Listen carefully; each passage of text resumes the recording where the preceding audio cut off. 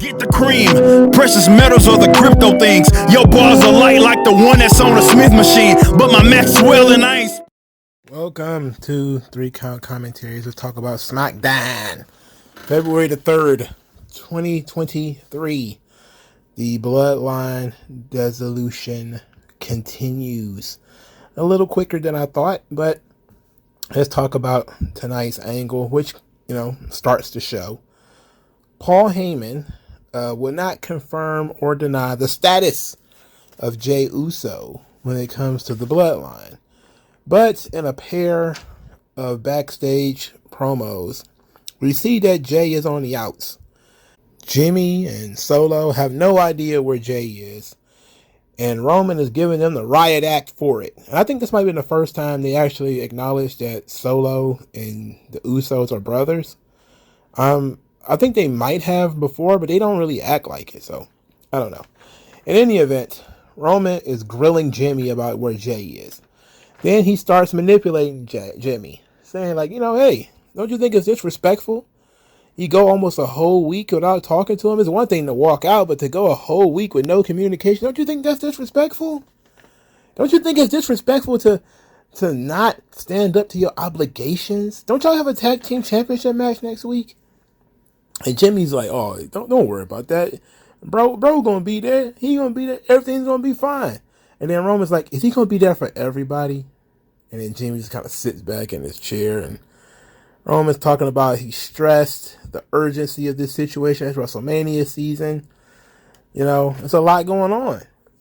So then he starts questioning Solo, but Solo doesn't talk. So Jimmy has to talk for Solo and basically say, I'm pretty sure he ain't heard from him either. So then Roman gets mad at them and says, you ain't gonna find him on the couch. Which just sounds like something my mama would have said. And so he sends these two guys to go find Jimmy. To go find Jey, I'm sorry. We come back a couple of minutes later, and Paul Heyman has been calling Jey, only for the phone to go straight to voicemail. Jimmy and Solo come back. They sit back on the couch, because what were they supposed to do? Neither one of them still ain't talked to Jey. They don't know where he is. So now Roman he's changed his behavior. He's disappointed. He's like, man, we were doing so good. Everything was going right. But now, it's WrestleMania season. There's a lot on my plate. I'm feeling a little spread thin. I'm sorry, man. I shouldn't have yelled at you guys. Then he starts saying, like, I just want everybody to be strong. I want the Bloodline to be as strong as it was before. I want to, everything to be at its peak. There's a tour bus in the back. There's sushi and all types of fine cuisine. You two go help yourselves to this cuisine back there. I'll go handle the thing in the ring. He's like, go eat, go have fun. And I was wondering like why they had to have exactly 47 bottles of water back there, but apparently they got a truck full of sushi and other finger foods, I'm guessing. Like, I'm guessing it's like chicken wings and, that kind of stuff. Like, what would you fill a tour bus with? It ain't going to be like beans and nothing like that, right? I'm pretty sure these guys are on like a very high protein diet. These are like 6-foot Samoans. I'm pretty sure, it ain't going to be enough kale in there for either one of them. But Roman goes to the ring. And, he's going to address the crowd. So he addresses, I don't know what town they were in. It doesn't matter. And he said that he would rather talk about Cody, but who deserved his attention for winning the Royal Rumble. But the simple folks of whatever town they were in prefers to talk about the past. So he says there's two sides to every story. And y'all going to hear his side. So he goes back to War Games, where he says that he looked in the eyes of Sami Zayn and saw all that he needed to see. But you want to know what he saw? He saw greed. He saw that Sami Zayn was out to use the Bloodline, not to see what he could do for Roman, but for what Roman could do for him.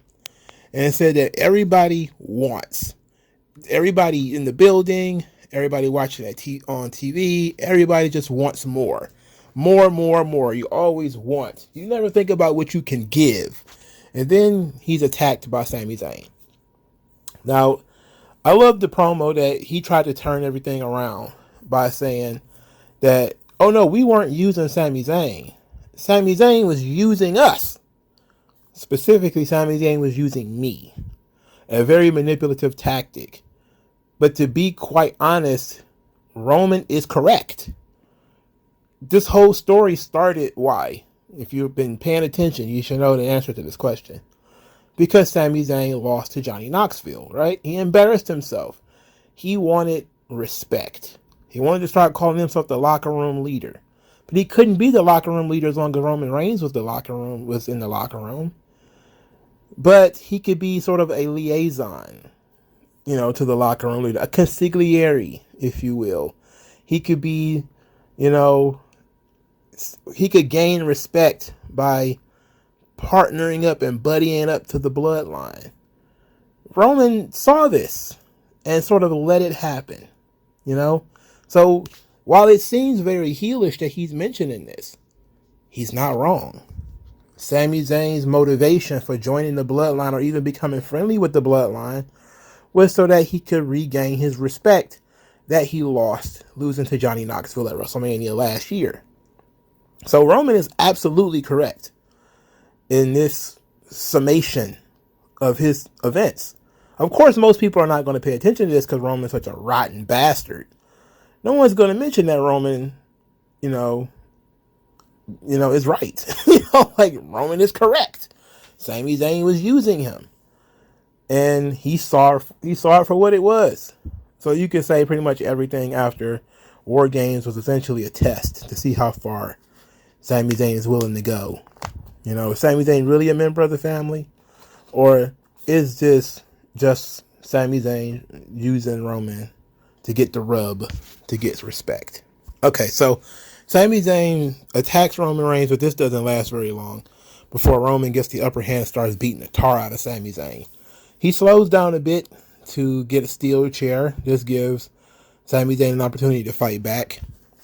Sami Zayn starts slinging the chair around. Roman bails.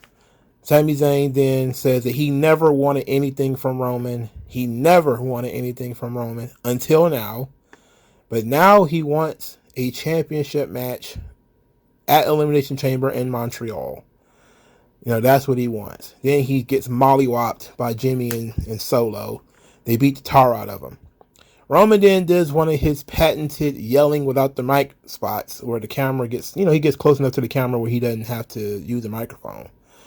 And he tells Sami Zayn that it's his fault Jay isn't there. The people are chanting for Jay, but he doesn't have Jay. Jay's not there, and it's Sami Zayn's fault. Then he accepted the challenge. He said, I really don't want to give anybody what they want, but I'm going to give you what you want. You want a title match? Fine.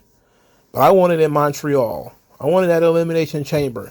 Because you broke up my family, I'm going to embarrass you in front of yours. I want your wife there. I want your kids there. I want your parents there. I want everybody there. And I was just like, ooh, this is good. This is good. And the crowd is, they're chanting for Jay, who seems to be more over than Sami in some instances, in some ways. I know, that's controversial to say, but, Sami Zayn's out there. He's getting pummeled. And people aren't chanting for Kevin Owens. They're chanting for Jey Uso to come out there and help Sami. So they are following the story, the soap opera. They're paying attention. So the show goes off the air with Sami being pummeled in the corner and Roman holding up the belts. So it's what everybody expected. Sami's going to get the big main event, but it's not going to be WrestleMania. It's going to be Elimination Chamber. Clearly, Sami's not going to win. This is going to be along the same lines of Clash at the Castle, except for on a smaller scale, because pretty much everybody knows that, Roman is not going to lose to Sami Zayn. My issue, if I may critique this angle, which was very good, if I may critique this angle just a tiny bit, I think it was a little too soon for Sami Zayn to return. I know that Elimination Chamber is in like 2 weeks, and you just kind of want to get that match on the card. I just feel like he kind of came back too soon. I'm glad they're doing a good job with Kevin Owens not being there. Kevin Owens needs to disappear until Elimination Chamber. I don't want to see a comeback video. I don't want to hear a promo or anything. what we need to do. And everybody knows how this should go. You know, I may be the storytelling guy, but pretty much everybody, if you're following the story, knows what should happen in Elimination Chamber. Roman should be beating the tar out of Sami. Sami makes the big comeback. He gets close. But then Jey Uso makes the decision to screw Sami Zayn. And this brings out Kevin Owens. And leads to the Sami and Kevin versus the Usos at WrestleMania. That's how this should go. Without question. Everybody knows this. There is just no two ways about it. That's how you have to do this. And I see a lot of people are like, oh man, the crowd is so behind Sami Zayn. And what you're seeing, and this is my conspiracy theory, and put my conspiracy theory hat on a little bit. What you're seeing is that there are people, pockets of folks in the IWC, they want to turn Sami Zayn into Daniel Bryan. It's not that it's happening, you know, it's not happening in a way that is grassroots and legitimate, like the like the actual Daniel Bryan situation, or like the Kofi Kingston situation, which was natural and grassroots. You see a lot of stories now where Triple H and Vince don't see Sami Zayn as a top guy. Oh, Sami Zayn is not seen as a top guy by WWE. I'm waiting for all the people to start booing Cody so that, you know, Sami Zayn could get the shot at WrestleMania. And I'm just sitting here watching them try to manufacture this. They're trying very hard. You know, they started this crap like 2 or 3 weeks ago, where it was kind of like, oh man, Cody's going to, what if he gets booed like Batista? And we have another weird situation going into WrestleMania again, where it's a triple threat match or something. And it's like, it's clearly that Sami Zayn is their guy. You know, he's an indie guy, Ring of Honor guy. He fits the mold of the CM Punks and the Bryan Danielsons and those guys. It would, to push WWE to make it a triple threat match or something like that, is what they would really, really want. But it doesn't make sense. You know, it just doesn't make sense. Sami Zayn is not quite on that level. You know, it's not quite. Even when he jumped Roman tonight, because he has fire, that's a one good thing that if you babyface and you got fire, there's some believability to it. But he doesn't have the physique. He's kind of small. Is he believable in defeating Roman Reigns? I don't think so. Why would you put Cody in that situation where he's essentially Lex Luger? You know, you started this whole story about him going to be the guy to beat Roman, and then we're gonna slip Sami Zayn in there. So, and then what? Sami's gonna lose? And then you fuck Cody if Sami loses. Or you have Sami pin Cody to win the title and Roman doesn't lose. Or you have Cody pin Sami, Roman doesn't lose. Sami actually came in the match to take the L, which defeats the purpose of him being there. Or either one of them beats Roman, which would diminish the win because it's not a clean, straight up, head up win. So you're better off doing things the way that we got it here. You know, no triple threat match. Stop trying to manufacture boos for Cody. Stop trying to manufacture the underdog story for Sami Zayn. It's already there. People like all of the pieces where they are. People like Cody being the top contender. People like Sami Zayn as the scrappy underdog that's going to fight Roman Reigns, whether he wins or loses. People are going to be in love with Jey Uso being the conquering hero. They're going to be heartbroken when he turns heel on, essentially turns heel, even though he's already a heel. Is he? That's a good question mark. This is a good place to play the gray area, Last time we saw him, he did a babyface thing, and that didn't involve himself in jumping defenseless people. But he's going to have to come back and turn heel. That's going to break people's hearts. Then Kevin Owens is going to have to be the conquering hero. But to be quite honest, Kevin Owens might be the less over person in this entire situation. Out of all of the people that are involved with this, I think Kevin Owens might be the least interesting. and the least dynamic, but it's effective in order to tell the Sami Zayn story that you have Kevin Owens there. They are really doing some really strong work here. Yes, Sami Zayn versus Roman Reigns is predictable, which is why it fits perfectly on Elimination Chamber and not an attempt to try to make it something bigger than what it should be. This was similar to the Dean Ambrose Triple H situation at, what was that? What was that show? It wasn't Elimination Chamber. What that? I want to say Roadblock. Is that what it was called? Where everybody was like, "Oh, Dean Ambrose should have won the Royal Rumble," and you know, maybe he should have. You know, it did lead to that very awkward Triple H Roman Reigns match at WrestleMania that year. But they had a really good Dean Ambrose Triple H match, you know, and it was on the road to WrestleMania because, you know, the belief was that Ambrose wasn't a big enough star to actually main event WrestleMania, but he's big enough for a pay-per-view main event spot. So it was good, you know. Now, personally, I think we could have changed that up a little bit, but it was fine, you know. And I think this is similar, you know. It's fine. Is it peak idea? No. It's a shame that sometimes 2 or 3. It's happened quite a few times. Now that I can think of it, where the road to WrestleMania, people start to heat up out of nowhere. You know, in the run up to WrestleMania, within the last couple of weeks or months of WrestleMania, somebody just strikingly gets over, and this would usually get pushed into the stupid triple threat situation.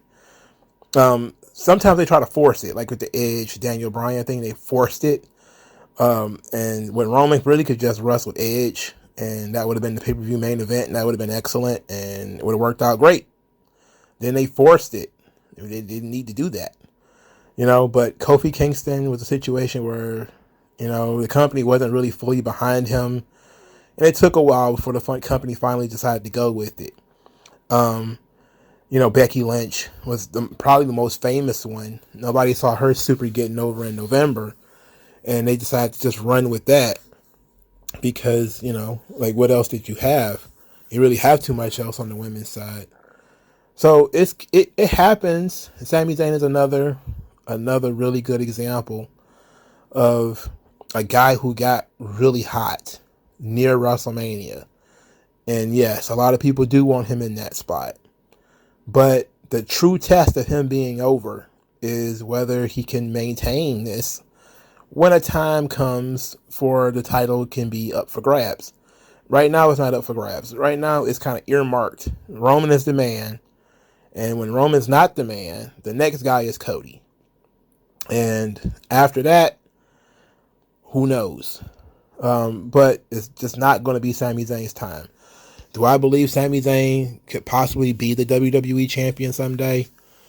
I wouldn't put it against him. Sami Zayn is a Mick Foley. He is a Bryan Danielson. You know, he is a guy who has a connection with the audience that they want to see him get there. They want to see Sami Zayn at the pinnacle.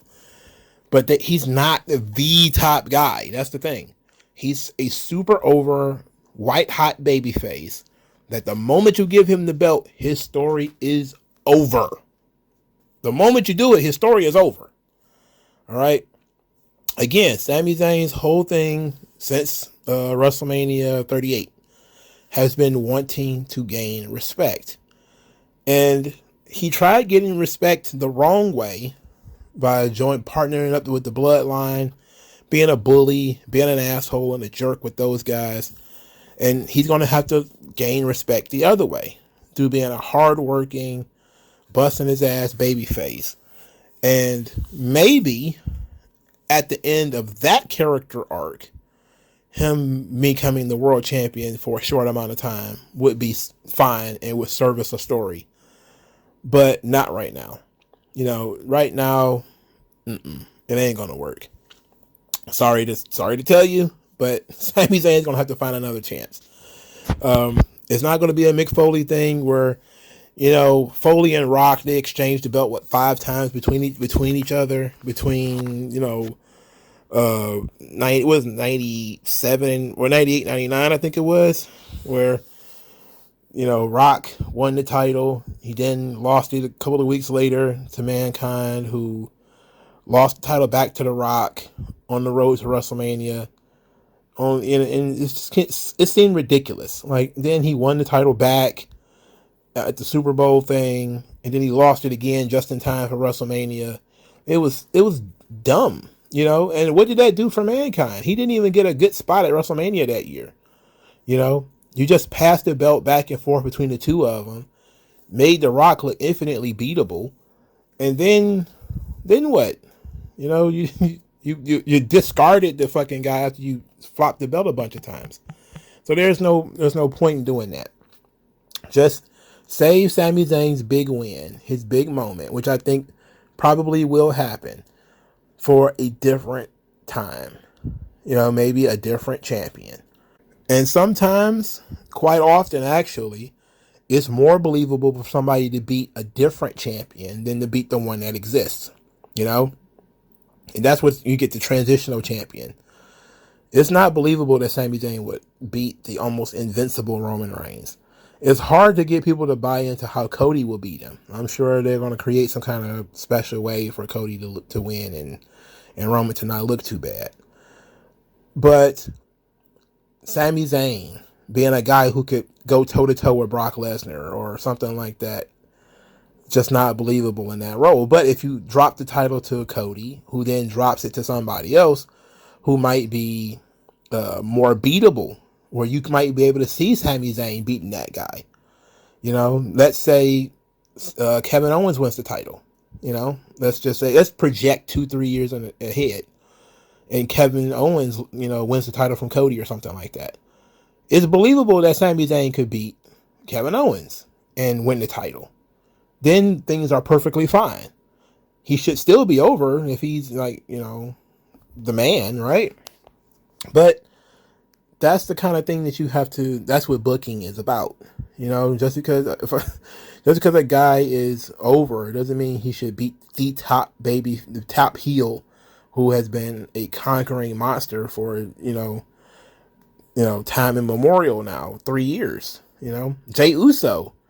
You can't, as much as I would like for Jey Uso to be the guy to win the title from Roman, is it really believable that Jey Uso could beat Roman Reigns in a singles match? I fully believe that it should happen eventually, but is it believable that Roman, as bulletproof as he is right now, like that could happen? Nah. I'm thinking we're looking at a situation similar to what they were talking about with Austin Theory, where Jimmy and Solo would beat the shit out of Jay. And that would be it. So, but at least with the Usos fighting with each other, arguing with one another, at least you have them distracted, so that if Cody were to win, you have the same kind of, you have an out for Roman, because Roman has survived a lot of big matches because the Usos or whoever saved him. So not having the Usos this time could be his downfall. But I just don't think that I think people are being very sentimental when it comes to Sami Zayn. They're being very sympathetic.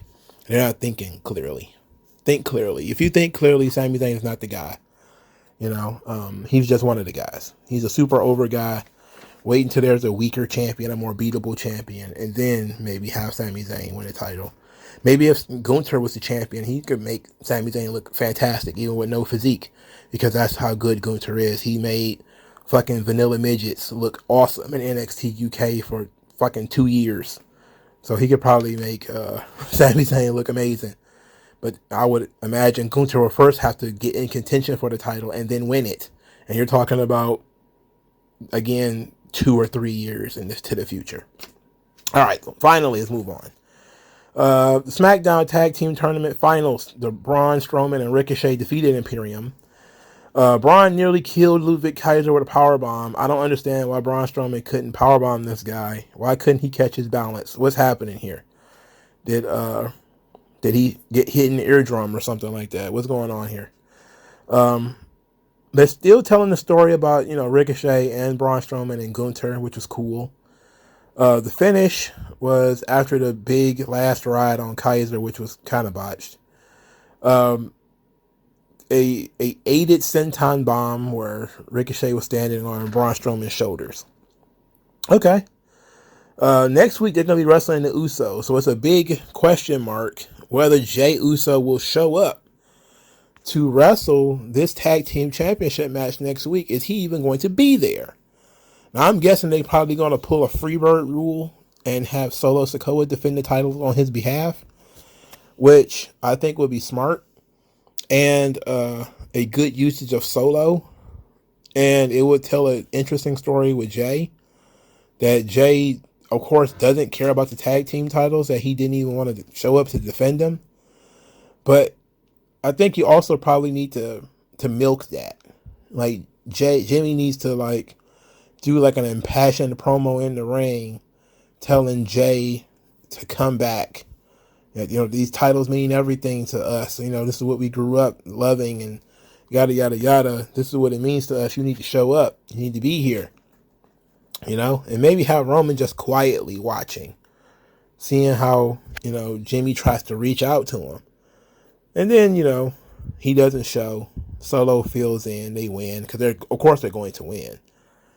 And then that leads to them saying that basically Jey has abandoned his half of the tag team titles. Solo will take his place. Then they're the new Usos. And then, of course, everything goes back to the way that it was in Montreal when Jey shows up to beat the tar out of Sami Zayn and Kevin Owens. All right, so this ought to be fun. Braun Strowman and Ricochet as a tag team. Please, Ricochet, you on the independents doing all them damn flips.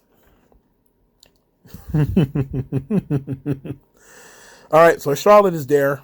She's talking about WrestleMania is going to be epic, which is okay. But she's focused on Sonya Deville. Sonya Deville mocks that they're in Flair country and talked about how she will be the one facing Rhea Ripley at WrestleMania. Ha ha ha ha ha! What a joke! Charlotte Flair wins. I'm not a fan of her new theme. I don't really like it. She did say she wanted to do something different when she came back, but it's not different enough. You know, like it's really not different enough. She just changed her theme song, and since they're changing everybody's theme song, it didn't really make much of a difference. Poor Sonya Deville, right? Poor Sonya Deville. What are they going to do with her? She is very good. She's a good talker. She's a good character. Why is she in this position? I don't know. I don't think anybody knows at this point. We got more Mysterio's fun as Ray in New Day is hanging out with some NASCAR guys. I have no idea who these people are. Dominic and Judgment Day shows up to pick a fight with these people. And after arguing with them and calling this guy old a bunch of times, Dominic and Ray challenge each other to a NASCAR race where Dom used to brag about beating Ray in go-kart racing. And Ray says, I'm going to spank you like I used to spank you when you was 3. Yeah, which you can see Dominic struggling not to laugh at this ridiculousness. So they decided to race. And Dominic is putting on the little jumpsuit. And he's talking about how he feels good today. He woke up and he pissed excellence. And he's been feeling really good. So, and Ray is like, I'm going to teach my son a lesson. He needs to learn a little bit of respect. And they're driving around in circles. And Dominic has some of the funniest shit in the world. He's talking about how his ex-cellmate was a getaway driver. It's ridiculous. Ray is wearing a mask and a helmet at the same time. And he's like 5'2". Like, can't he even see over the dashboard? What is happening here? Ray is definitely a guy I think sits on phone books or something like that. It's just impossible. Unless he drives like a midget car. I'm guessing Angie drives them everywhere. Anyway, Ray wins the match. Well, wins the race. And then Dominic is pissed and decides to start a fight again. So, of course, this was just a 2 to 3 minute commercial for NASCAR. This is one of their integrations that they like to do, where they integrated the Mysterio storyline into the NASCAR promo that was probably being paid to do by Fox. And I think it was very well done. It came across as Dominic and Ray being playfully competitive instead of, Dominic showing up at the house with the heat and all that kind of stuff. But it worked. I think it was great. And Dominic continues to be amazing. Now, that being said, I didn't mention this on the live stream, but I wanted to talk about the WrestleMania Vicky Guerrero thing. Oh my God. So apparently, WrestleMania, they put out a tweet saying that Vicky Guerrero thinks that it's disrespectful for anybody to compare Eddie to Dominic or Dominic to Eddie, however you want to phrase that. Then it came out shortly thereafter that Vicky Guerrero never said such a thing, and that it was maybe a fake account on Facebook or something like that had made that comment. And she, of course, is friends with the Mysterios and all that kind of stuff. So why would she feel that way or say that? You would think common sense would click with most people who see this. It's like, Vicky is friend of the family. Like, why would she come out vocally and be against Dominic? That's dumb. Especially knowing that Dominic is, paying homage to all of Ray's friends, Conan and Art Bar and Eddie and all these guys, man. That's all Dominic is doing. He's just going back in Ray's history and borrowing from his wrestling uncles. That's what he does. He even starting to, he got, Eddie's, he's doing a lot of Eddie Guerrero. He's doing a lot of Eddie, but he's also starting to incorporate some of the Conan stuff into the character too. So he was doing Art Bar's Frog Splash for a while now. So it's like, even when he was a babyface, he was doing it. So why would she come out of her square and attack Dominic out of nowhere? She probably wouldn't if she was a decent person. So I didn't pay that no attention. It kind of seemed like bullshit to me anyway. So then it came out that, Vicky never said such a thing. WrestleMania got embarrassed. And then they backed out. Oh, no, it wasn't us. We didn't create that story. It was Sportskeeda. I'm like, yeah, I'm sure.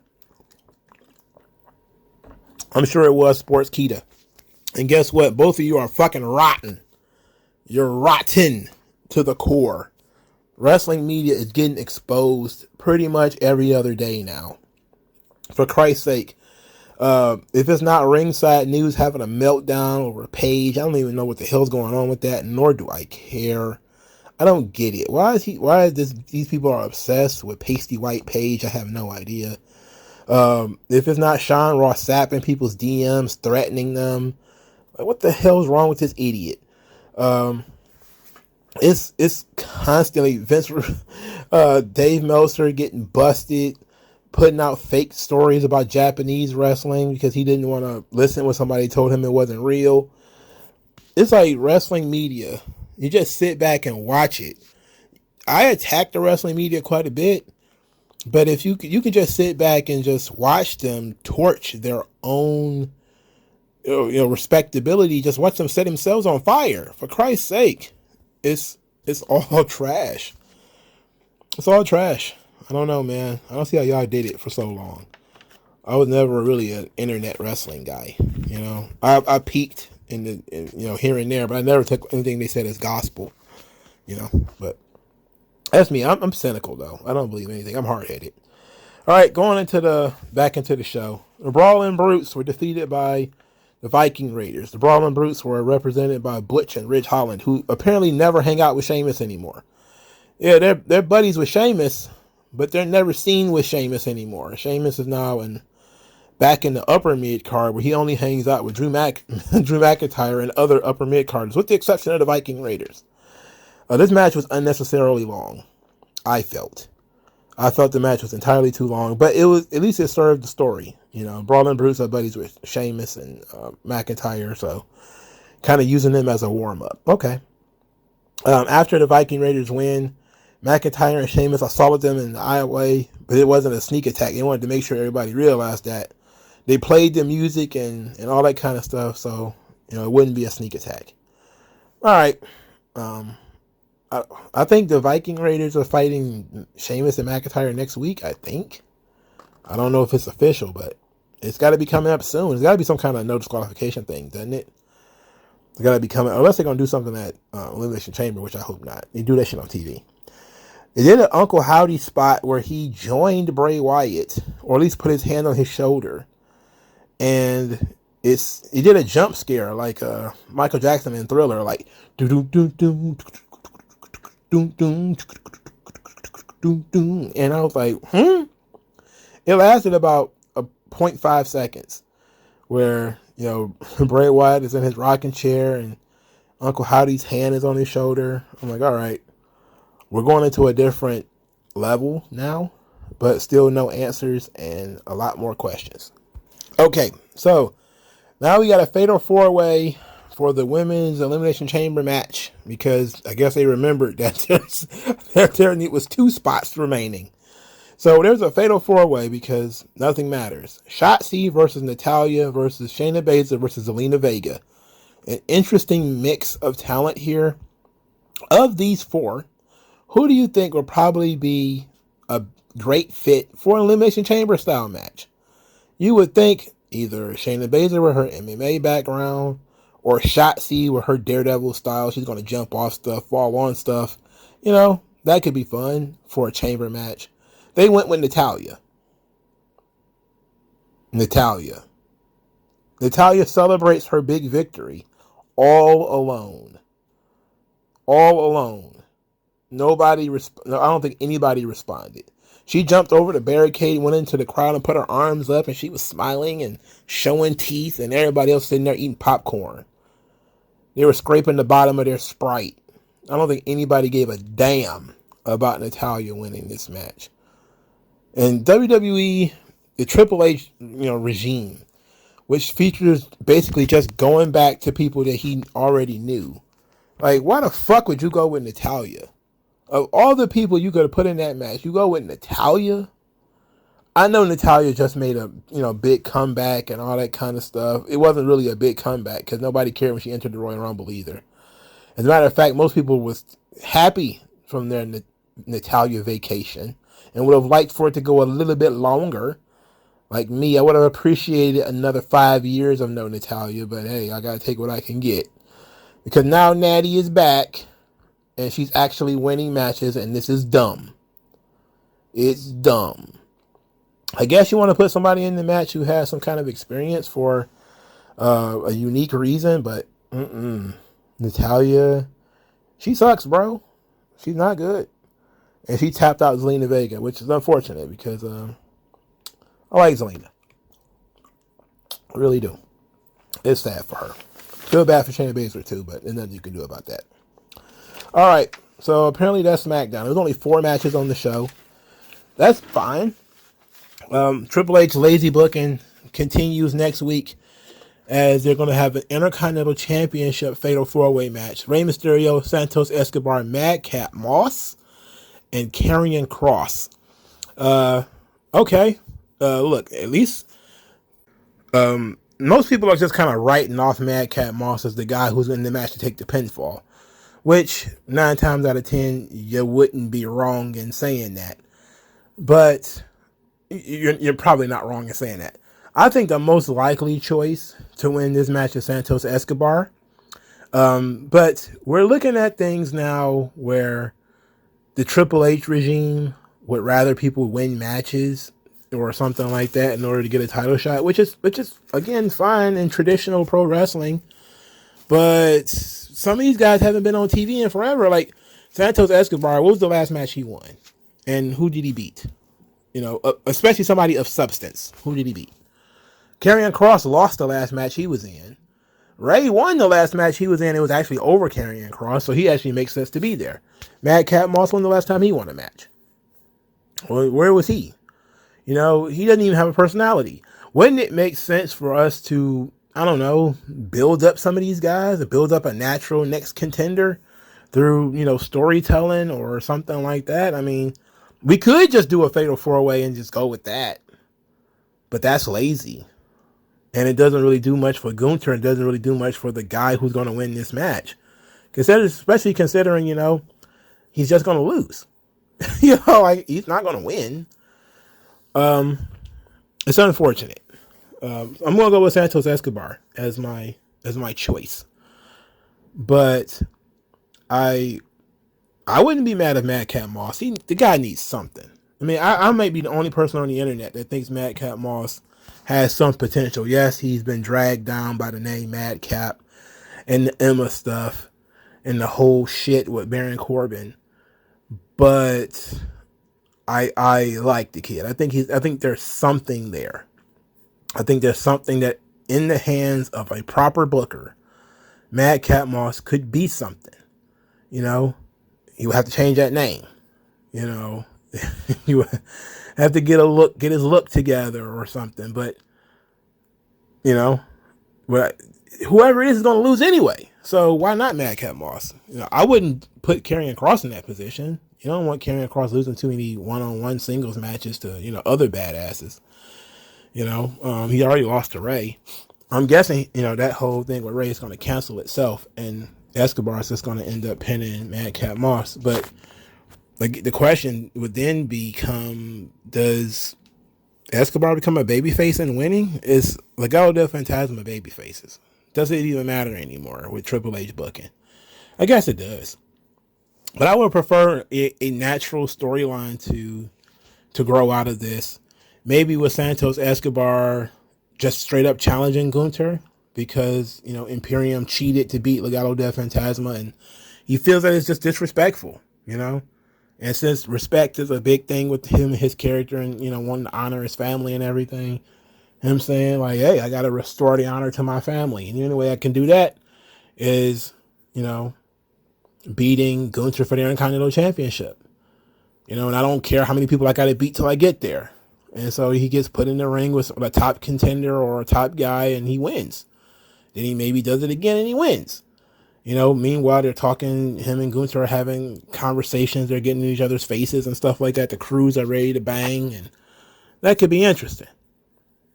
Or we could just have a fatal 4-way of 4 random guys, and this guy wins, and the good match fairy will be sprinkled upon everybody once again, you know? You see how foolish this is? At least the stupid storytelling of AEW makes the individual matches on TV worth it. Even though, you know Danielson's not going to lose any of those goddamn matches, because why would he? But at least, you know, there are reasons for the matches to exist. It's still pretty lazy, though. I do like that Triple H is keeping the belts visible, though. Like, only the women's titles are disappearing, which is, you know, not anything I complain about, especially since Damage Control was holding the tag team titles. But he's keeping the belts visible, you know, far more visible than Vince did. Vince didn't care at all about these titles half the time. He was trying to, you know, force the personal issues, which is, you know, the right thing to do. Personal issues draw money. That's the Memphis motto, you know, and it's not a lie. It's real spit, you know. Just wish they would do something with that U.S. title. But hey, random Elimination Chamber match featuring none of the people that Austin Theory is going to be on a storyline with. How about that? That's really going to get him over red hot to wrestle John Cena. Yeah, that. Okay. For people who might be wanting to ask, I did see the Nick Khan on CNBC interview. It was about 4 minutes and some change. Nothing really came out of it that I didn't already talk about, outside of the guy, the male announcer or the male commentator, doesn't think that Comcast would be interested in buying WWE. I think that guy made a comment based off the financials of the situation, because a lot of these companies are losing money. We've talked about this before. Now is the best time for WWE to sell, but it's also the worst time. A lot of people, multimedia companies that have more money than WWE and are much, much larger, a lot of them are taking hits trying to keep their streaming services afloat. Now, WWE is trying to sell at their highest point. They're making more money than ever before. And, you know, they are trying to gauge what the value of their product is, which is good. But buying the company when it's at its height is a lot different than buying the company when it's on its knees, basically begging to be bought. WWE isn't begging to be bought at this point. They're just kind of shopping the show around. At this point, I wouldn't put it past anybody to say Comcast is out, Disney's out, the Saudis are out, whoever. We don't know who's in. We can't say who's out. And then we also don't know what the asking price is and what other little caveats might be popping up out of there. The idea that Vince is willing to give up control of WWE or give up power, or hey, he's open to the idea of selling the company and having no involvement in it, which seems like mutually assured destruction on Vince's part. To me, that's a nuclear option. If Vince is like, I'll sell the motherfucker, that way nobody can have it, because I guarantee you Nick Khan is looking down the barrel of this thing, and he pretty much can tell if they end up selling the company, a lot of redundancies are going to get, axed. Certainly one of the things is going to be a lot of his staff, the people that he put in position, because who the hell needs 2 vice presidents and 2 CEOs and all that kind of stuff, right? Even if Triple H continues to run the creative part, there's going to be a lot of corporate, jingling and jangling going on. But I think that mutually assured destruction in terms of, if I can't run it, nobody can. That would be the view of Vince, and it would take something major for him to get to that point. I'm just saying now, you never know what his health or anything like that is like. So I don't believe Nick Khan when he says, oh, Vince promised us that he would step down after the sale or whatever. I don't believe any of that crap, because I don't think, Vince is too embedded in this company, and it's still his vision. If he was 5 or 10 years out and then forced his way back in to sell it, I would be more apt to believe that he was, just kind of detached from the current product. I don't think he's detached enough to say goodbye to his baby forever. I don't see that being the case. I'm also still, I don't care if I'm the only person on the planet, I'm thinking Vince is going to try some way of getting the company back private, even if he has to borrow money from the Saudis to do it. Something is telling me that he is going to try to take this company back private again, because the scandals and all that crap, he's probably just tired of dealing with these people. But at the same time, as a content provider, now is the best time to maximize the money, because these big companies and Netflixes and all these companies and stuff like this, they're looking for products that people will engage in, that can guarantee an audience. And if you're WWE, you can guarantee an audience. Their audience on Peacock is increasing. So they have to keep that stuff kind of secret, because, if Peacock let it slip out that they're making so much money on their product, then somebody else could swoop in at the end of the contract and say, hey, we will give you $8 billion for, whatever. So they're going to try to keep that under wraps. That's why I'm surprised they mentioned how many people watched Royal Rumble and how successful Royal Rumble was. They can't get into any of the specifics due to probably non-disclosure agreements and all types of trade secrets and stuff like that. They don't want to get into that. So I wouldn't say take Comcast off the table. I think that people just don't want anybody to know who's in the pool, because if you know who's in the pool, then some people are going to jump out. Again, I think Don Tony was the one who mentioned that mergers and acquisitions could also be an option. It could be, and look, WWE has repeatedly said there's no guarantee of a transaction actually occurring. And Nick Khan is like, oh, well, in 3 months, it went from 6 months to 3 months that quick, right? Well, it'll probably be a deal made in 3 months, which means probably right after WrestleMania, they're going to do something. Which tells me that if they got something lined up that quickly, then likely Vince had something lined up before he came back. And I maintain that was the case.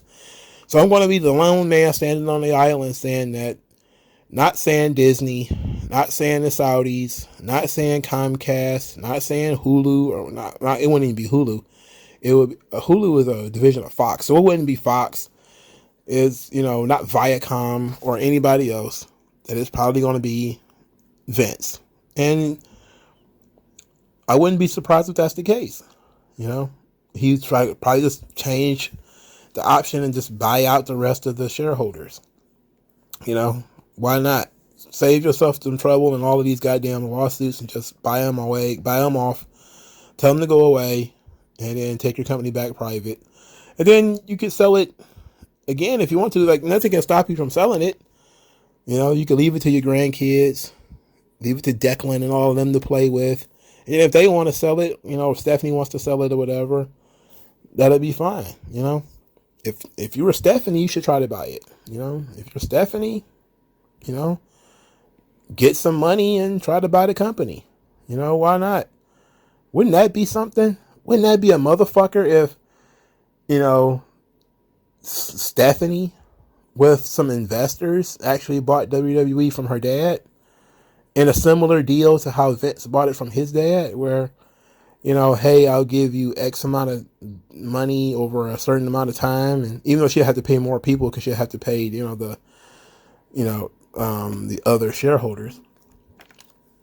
But that could be a nice little circle to end Vince's career on. Would be interesting. But we don't know what's going on, and nobody does. And they're being very vague on purpose.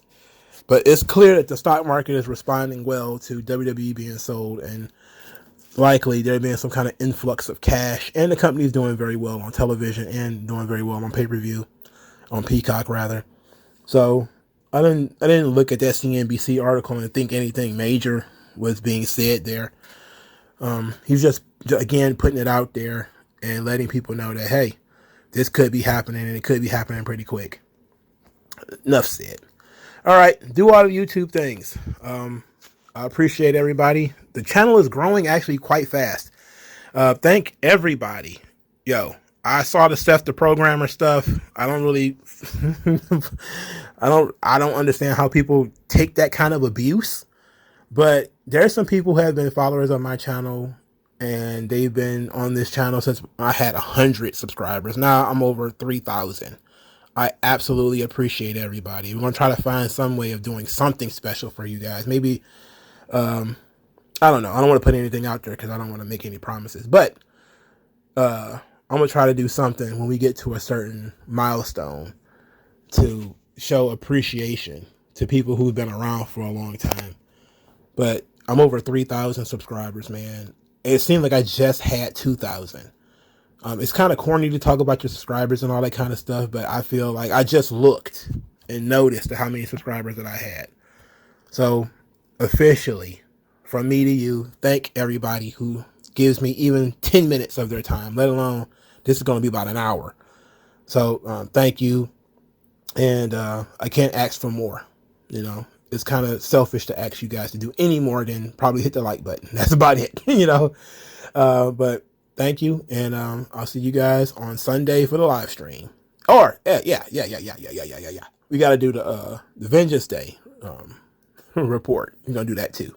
That'll also be on Sunday. So see you guys there. Peace out.